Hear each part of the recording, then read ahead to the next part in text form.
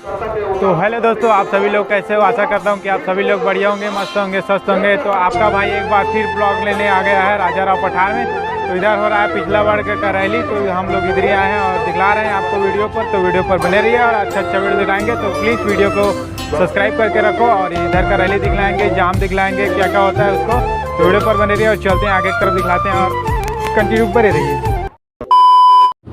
तो रैली जाने का तरीका देख सकते हो दोस्तों, कुछ इस प्रकार है और देख सकते हो पब्लिक को कुछ माहौल इस प्रकार है। और इधर देख लो और इधर देख लो कुछ गाड़ी मुस्कुरा जा रहे हैं। तो इधर देख सकते हो दोस्तों पूरा जाम लग चुका है, ट्रैक्टर पिकअप, इधर बहुत से गाड़ी लोग आए हैं। और इधर देख सकते हो कुछ इस प्रकार है अपने भाई लोग। इधर पूरा गाड़ी पार्किंग है, आप वीडियो में देख ही सकते हो।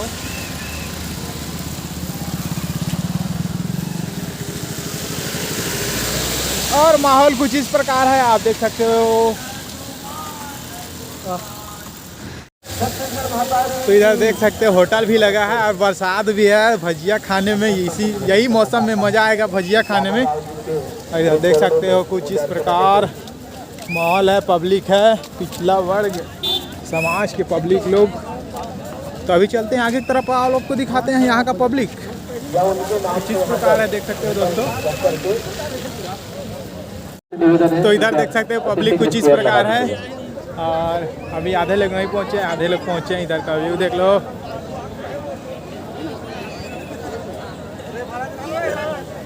और इधर मिल चुके हैं अपने गांव वाले भैया लोग। हाँ जी, इसलिए मैं निवेदन करना चाहता हूँ, कृपया। तो इधर का पब्लिक देख लो दोस्तों, माहौल भी है गजब। राम देवानंद जी हाट कोंगरा से भी पधारे हुए हैं। कांकेर जिले से लोकेश साहू जी ग्राम भोथा से। आप सभी यथास्थान ग्रहण कीजिए और युवा साथियों से करबद्ध आग्रह है, कृपया बैठक व्यवस्था में हमें सहयोग प्रदान कीजिएगा। वेद प्रकाश सिन्हा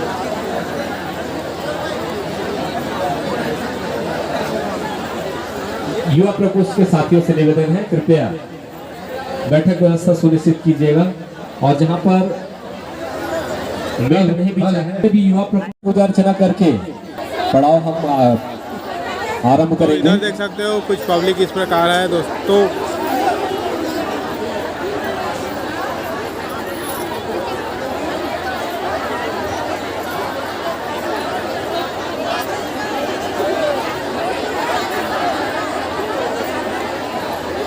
हेलो, मैं निवेदन करना चाहूंगा, पिछड़ा वर्ग समाज बस्तर संभाग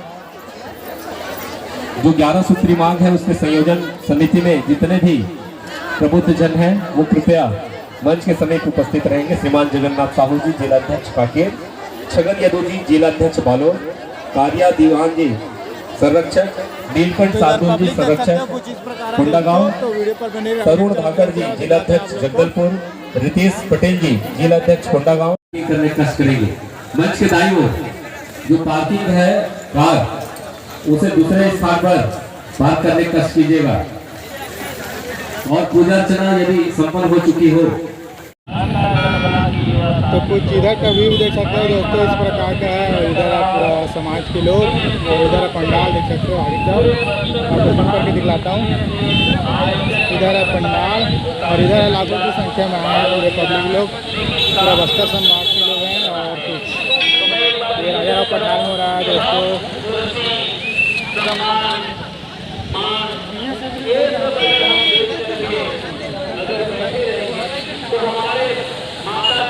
और इधर का व्यू कुछ देख लो।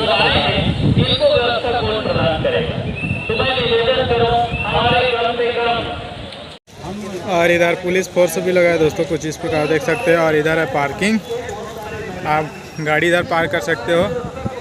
और इधर का व्यू देख लो। हम और आप सबकी पीड़ा के कारण हुआ। छत्तीसगढ़ मातारी की अभी तो ये अंगड़ाई है, अभी तो ये अंगड़ाई है। लड़ेंगे लड़ेंगे 27 27% आरक्षण देना होगा, 27% आरक्षण देना होगा, ओबीसी को 5वीं अनुसूची में शामिल करना होगा, ओबीसी को 5वीं अनुसूची में शामिल करना होगा। आप सभी के बहुत ही जोश खरोश उत्साह के साथ में हम आज के कार्यक्रम का शुभारंभ करते हैं और बहुत ही सम्मान के साथ में आज के महाधरना प्रदर्शन में पिछले समय एक सभा मऊ में कह रहे हो, जो पिछड़ा वर्ग की बात करेगा वो छत्तीसगढ़ में राज करेगा, वो देश में राज करेगा, ये नारा भर लगा था। मगर जब वोट के दिन आते हमारे भाई मन कहीं ना कहीं फूट करके हमारे पिछड़ा वर्ग के भाई मन ला वोट देवाता, ये बहुत गलत बात है। तो भैया हो, जब अपन मांग ला पूरा करना है तो वो जगह बिल्कुल अड़के रहो और अड़ के बिल्कुल जो निर्णय करथन, ये संगठन ला तोड़े बार राजनीतिक सोच के व्यक्ति मन बहुत प्रयास करते हैं, कई प्रकार के प्रयास करते हैं। कि अभी भी हमें पता लगी कि वो राजा राव पठार कैंसिल हो गए, वहाँ ऐसे हो गए, ये हो गए, कई ठो प्रचार करे के प्रयास करें। आज संख्या आज और कुछ बढ़ती हो सकते हैं, हमारे भाई मन कुछ सोच करके रुक भी गए हुए, तो ये बहकावा आते हैं। जब तक के अपन संगठन जो बनाए हम उकर मन के तरफ से बात जब तक के आपके कान तक नहीं पहुंचे, काकरो बहकावा में आप मन नहीं आना चाहिए। और काकरो बहकावा में रह करके अगर हमारी संगठन टूटत जाबो ना, तब तो फिर राजनीतिक आदमी मन अपन रोटी से कट जाएंगे। तो आप सब मन का ध्यान रखना है और अपन कदम बिल्कुल, जब भी हमारे पिछड़ा वर्ग के संगठन की बात आए तो बराबर हर गांव से हर में लेके आना है।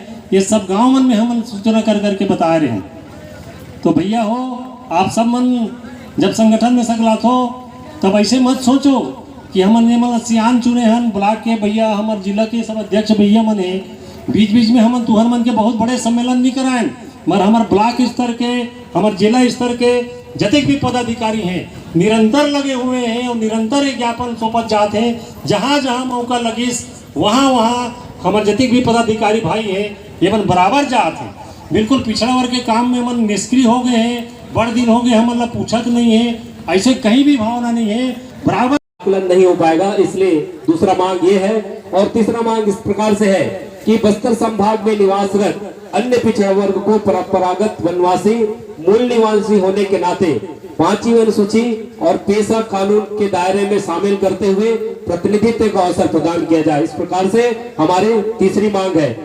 उद्बोधन की कड़ी को हम अग्रसर। भारत माता की, छत्तीसगढ़ महतारी की, छत्तीसगढ़ महतारी की, पिछड़ा वर्ग समाज जिंदाबाद, जिंदाबाद, जिंदाबाद, पिछड़ा वर्ग समाज जिंदाबाद, जिंदाबाद, जिंदाबाद। आवाज दो, आवाज दो, आवाज दो। पिछड़ा वर्ग समाज के इस बस्तर संभाग के धरना प्रदर्शन में उपस्थित दूर दूर से आई हुई माता बहने, मेरे पिछड़ा वर्ग समाज के जुझारू कर्मठ साथीगण और मंचासीन हमारे जगन्नाथ साहू जी, रितेश पटेल जी, पिछड़ा वर्ग जो दंश झेल रहा है, जो पीड़ा झेल रहा है, जो परेशानी झेल रहा है, इसके लिए हम सिर्फ शासन प्रशासन को दोष देते हैं, पर मेरा ऐसा मानना है इसके लिए ज्यादा दोषी हम लोग हैं। आज जो है पूरे छत्तीसगढ़ में अलग अलग संगठन बने हुए हैं पिछड़ा वर्ग समाज के। कोई पिछड़ा वर्ग कल्याण संघ बनाया हुआ है, कोई ओबीसी महासभा बनाया हुआ है, कोई और कई तरह के संगठन बने हुए हैं। जब हमारी पीड़ा एक है, दर्द एक है, समस्या एक है, तो अलग अलग संगठन की आवश्यकता है क्या? बिल्कुल भी नहीं है। अभी आप लोग देखे होंगे, हम लोग 27 अगस्त को रायपुर में धरना प्रदर्शन किया था। उस धरना प्रदर्शन में सिर्फ और सिर्फ बस्तर संभाग के 99% लोग वहां पर उपस्थित थे। 99% कहां से गए हुए थे? बस्तर संभाग के लोग। क्योंकि हमें पता है हमारे क्षेत्र के लोगों की पीड़ा दर्द को, लेकिन हमारे मैदानी क्षेत्र के लोगों को इसका भान नहीं है। आज आप बताइए, हम यहाँ पर हमारे बस्तर संभाग में और अनुसूचित क्षेत्र में हम सरपंच भी नहीं बन पाते बातें हमारे पूर्व वक्ताओं ने कहा। एक जो गांव का छोटा प्रतिनिधित्व का पद होता है, सरपंच भी हम नहीं बन सकते, लेकिन मैदानी क्षेत्र के लोग वो जनपद अध्यक्ष बनते हैं, जिला पंचायत अध्यक्ष बनते हैं, विधायक बनते हैं। लेकिन इसके बावजूद आप लोगों ने देखा होगा उनको हमारी पीड़ा से कोई सरोकार नहीं है।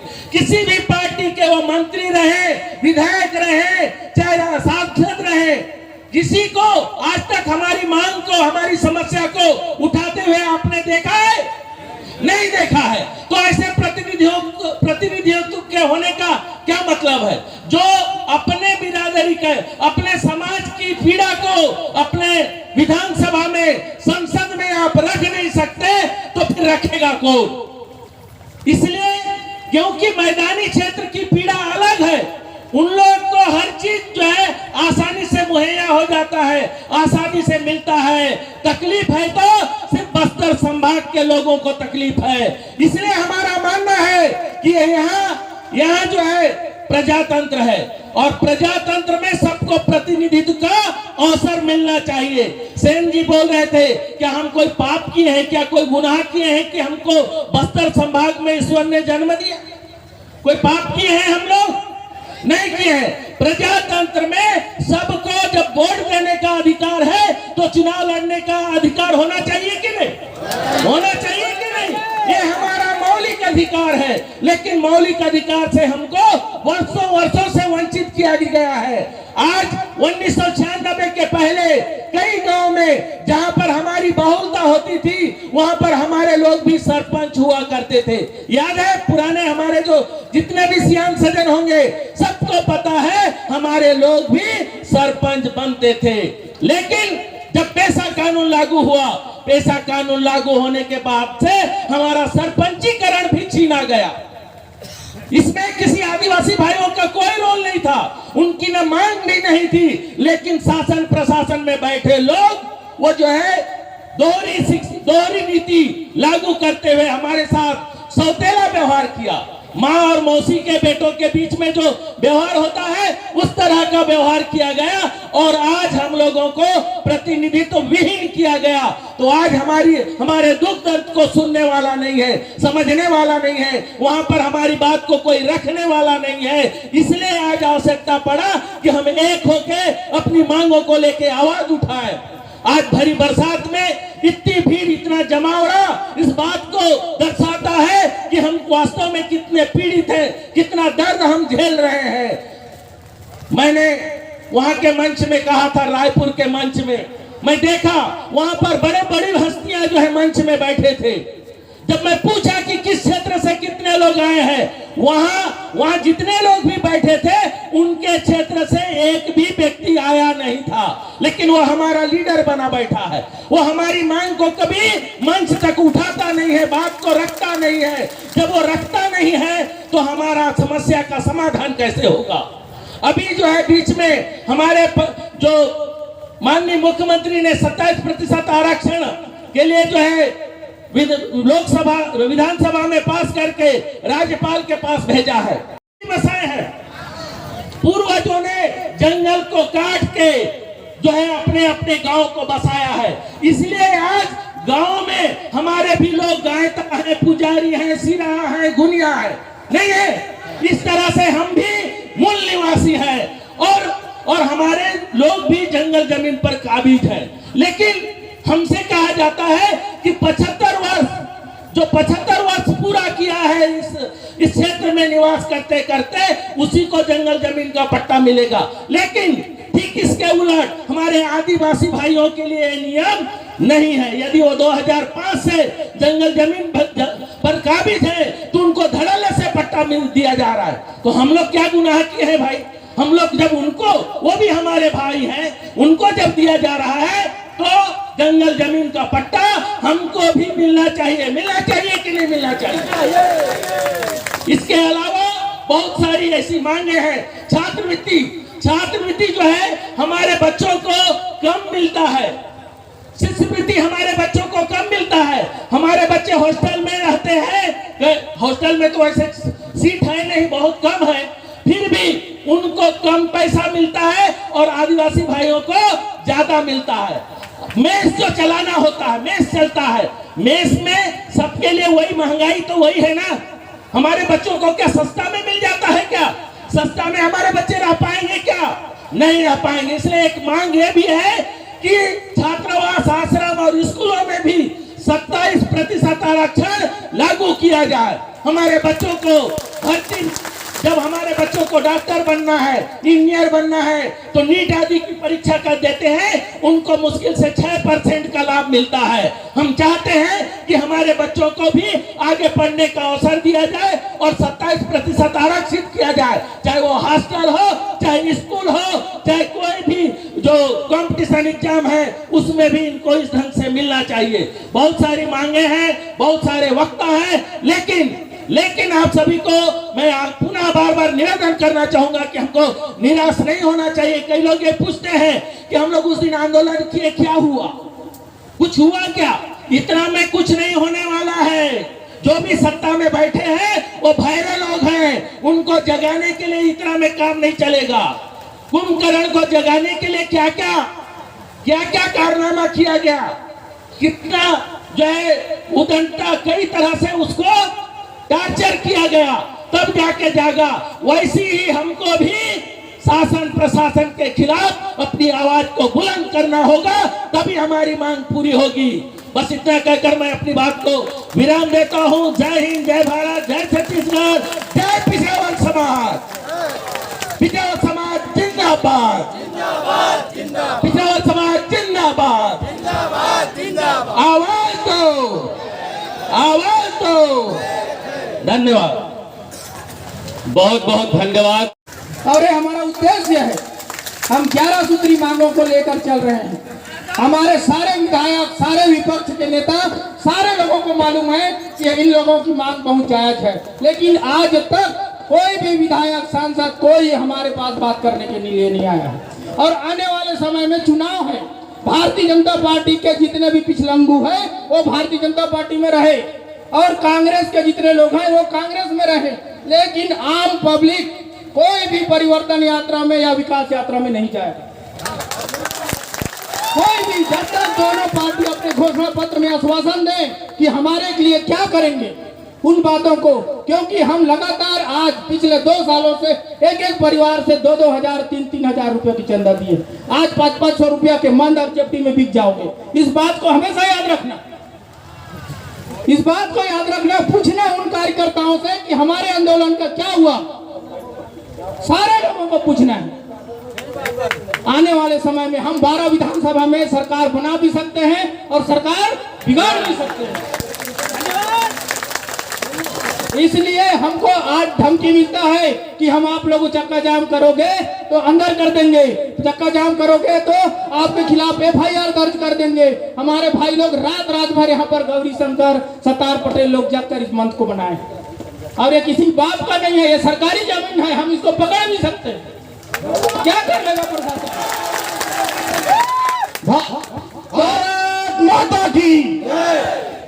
तो आने वाला समय हमारा बहुत ही, इस FIR के दम पर अगर प्रशासन हमारे साथ लड़ता है तो एक गांव से आप सभी से निवेदन है कि प्रत्येक घर से हम लोग FIR दर्ज कराएंगे, क्योंकि इस कार्यक्रम में पूरे गांव के गांव लोग आए हैं। हर गांव के लोग थाने में जाएंगे और बैठेंगे, थाने में सारे लोग बैठेंगे, तब बात होगी। क्योंकि वोट के समय है, सारे लोग निगाह लगा के देखे हैं कि पिछड़ा वर्ग जिधर जाएगा उधर वोट देंगे। आज भूपेश बघेल को एक मुद्दा पर बात हुई, आज एक भी प्रशासन के आदमी बात करने नहीं आया। अब हम इस जगह को क्यों चुने हैं? क्योंकि हम आदिवासी भाइयों से निवेदन किए, और आदिवासी भाइयों ने, हम बैठक में खुद आए थे, आवेदन किए वीर मेला में कि हमारे अरविंद जैन जी और मैं दोनों, हम लोग आवेदन दिए थे हरे चक्रधारी थी माननीय मानक दरपट्टी जी को आवेदन देने के बाद उनके बाद कहा गया था कि आप 10 तारीख को आइए और सब सम्मान बैठक करते हैं। और बैठक में सौहार्दपूर्ण वातावरण में बात हुआ। बात होने के बाद हमारे जो क्षेत्र है वहाँ 2.5 एकड़ का पट्टा है, हम अपने एरिया में नहीं देंगे। इस एरिया में अगर एक बार देते हैं तो भारतीय जनता पार्टी, कांग्रेस, सारे लोग आंदोलन के लिए मांगेंगे। उनका भी कहना बहुत जायज है, क्योंकि आज तक उन लोग अब आंदोलन नहीं किए, और भाई साहब से यही था कि आप उस पार कर सकते हैं। लेकिन कुछ शरारती तत्व लोग हमारे इस संगठन को तोड़ने का काम कर पेपर में छपाते हैं।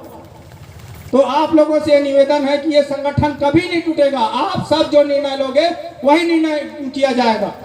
सारे लोग यहाँ पर अब लगातार धरना प्रदर्शन करते करते थक चुके हैं और हम कोई थकने वाले नहीं, ये भी बात है। आने वाले समय में सारे लोगों से ये है कि आज तो हजारों लाखों की संख्या आती, लेकिन कई हमारे भाई लोग पानी के कारण भानु प्रताप के उस पार रात भर बरसात हो रहा है, रात भर मूसलाधार बारिश। तो अंतागढ़, दुर्गुकुंडल, भानु प्रतापपुर, कोंडा गांव के कुछ लोग हमारे साथी लोग क्योंकि व्यवस्था नहीं कर पाए थे, एक कार्यक्रम के कारण नहीं आ पाए।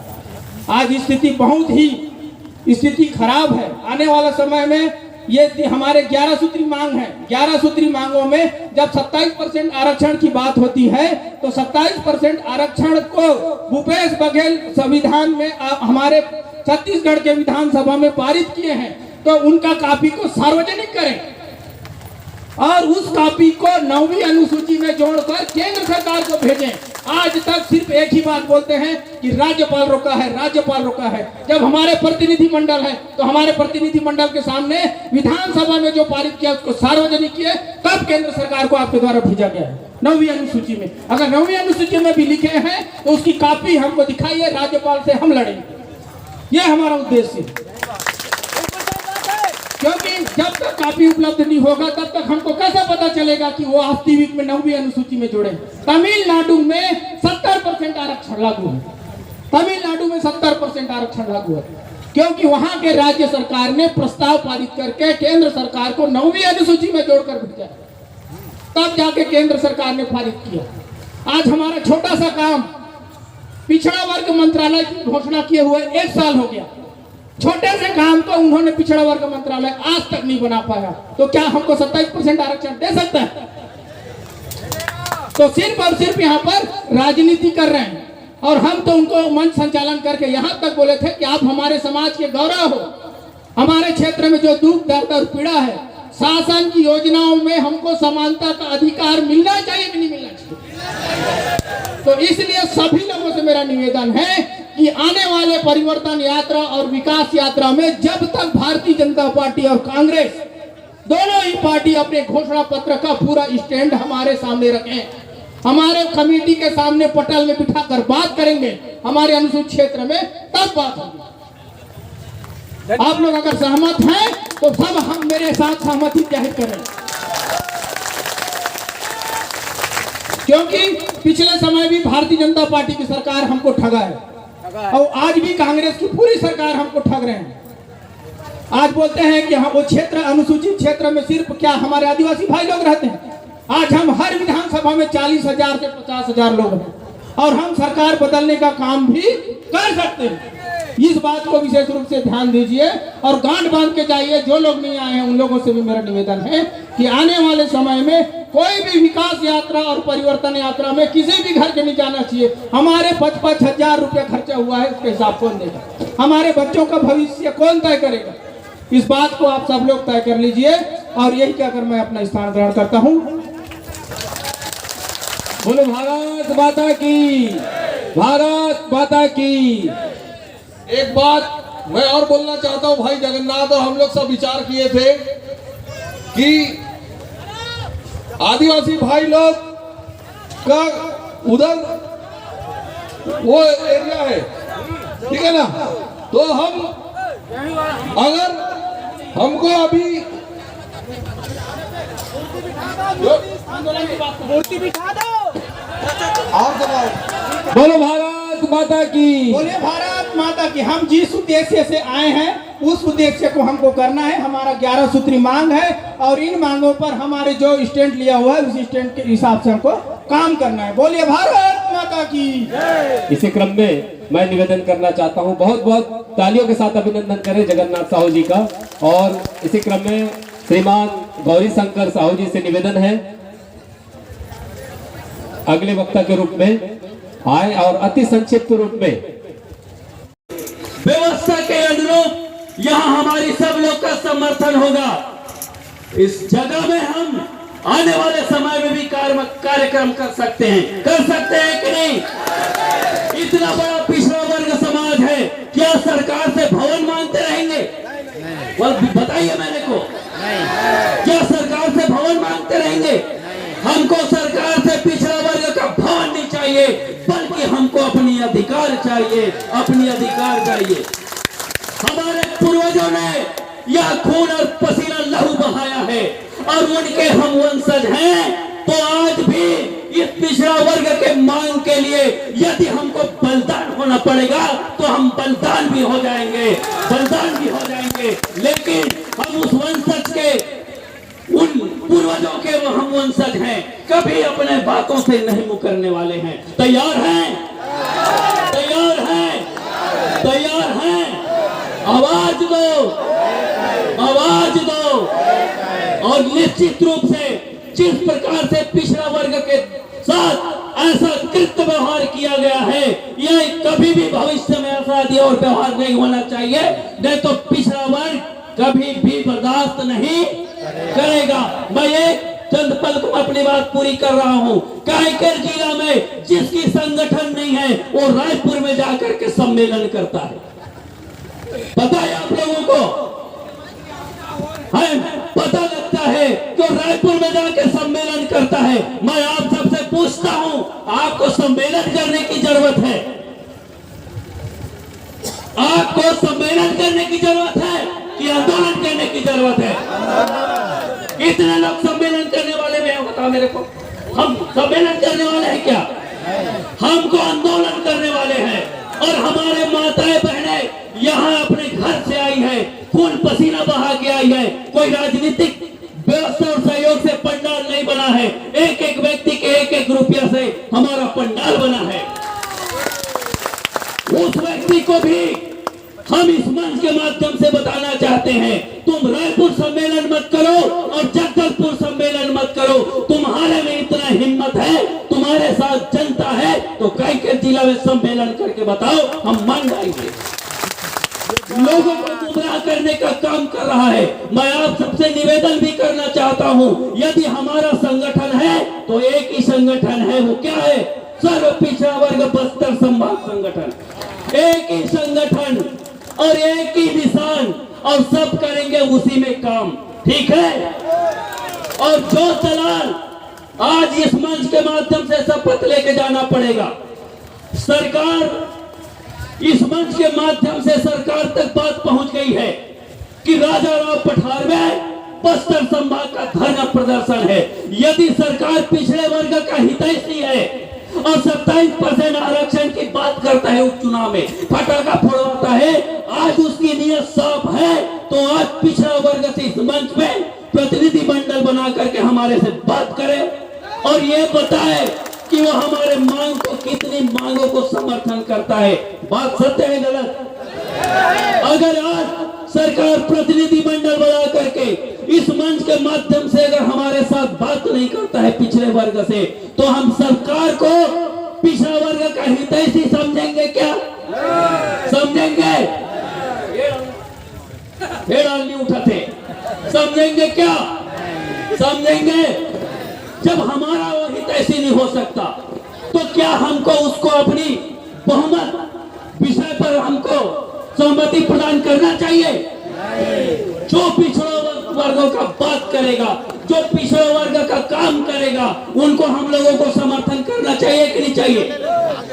लेकिन चाहे वो सरकार हो, चाहे वो कोई पार्टी हो, अभी प्राप्त हुआ है।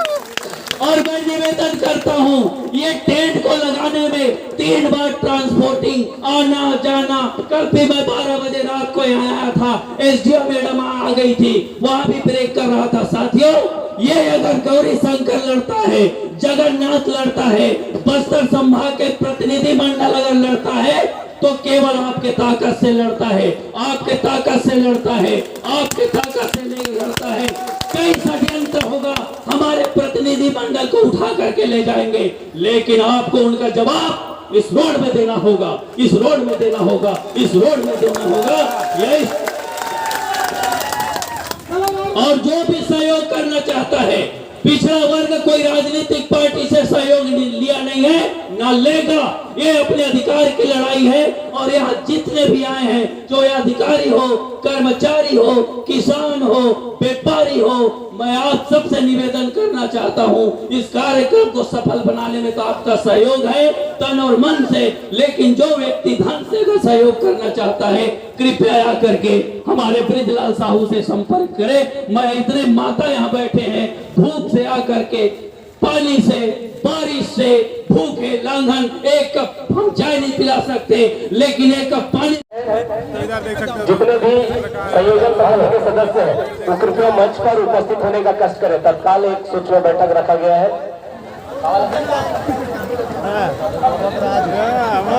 हेलो, जितने भी ग्रामीण अध्यक्ष हैं